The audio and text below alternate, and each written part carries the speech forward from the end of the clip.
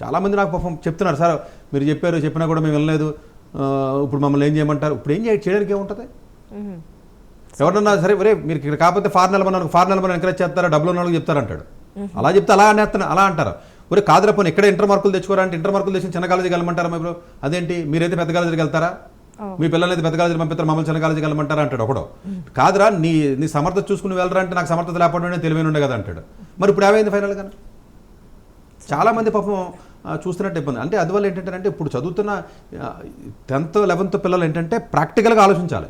Okay, neat IIT లాంటి exam, civil service లాంటి exam, group 1 ఇలాంటి పెద్ద ఎగ్జామ్ జోలికి వెళ్ళేటప్పుడు, లేదా వరల్డ్ టాప్ యూనివర్సిటీస్కి అప్లై చేద్దాం అనుకున్నప్పుడు, ఇలాంటి పెద్ద అంబిషన్స్ ఉన్నప్పుడు then we have to think in multiple డైమెన్షన్స్లో థింగ్స్ జాగ్రత్తగా ప్లాన్ చేసుకోవాలంటే రానటువంటి విద్యార్థులకు ఇప్పుడు ఉన్నటువంటి ఆప్షన్స్ ఏవైతే కొంచెం మంచి ప్రైవేట్ కాలేజెస్ ఉన్నాయో దయచేసి అవి ఇమీడియట్గా అప్లై చేసుకోండి. చాలా వరకు సీట్లు అయిపోతాయి. ఇప్పుడు ఎవరైనా ప్రైవేట్ కాలేజీలో అప్లై చేసినా కూడా chances are very very low అండి. ఎందుకంటే సీట్స్ అయిపోయినాయి చాలా ప్రైవేట్ కాలేజెస్లో. అబ్రాడ్ ఆప్షన్స్ అయితే ఆల్మోస్ట్ కంప్లీట్గా క్లోజ్ అయిపోయి ఉంటాయి. ఇప్పుడు వెళ్ళే అవకాశం ఉంటుందండి.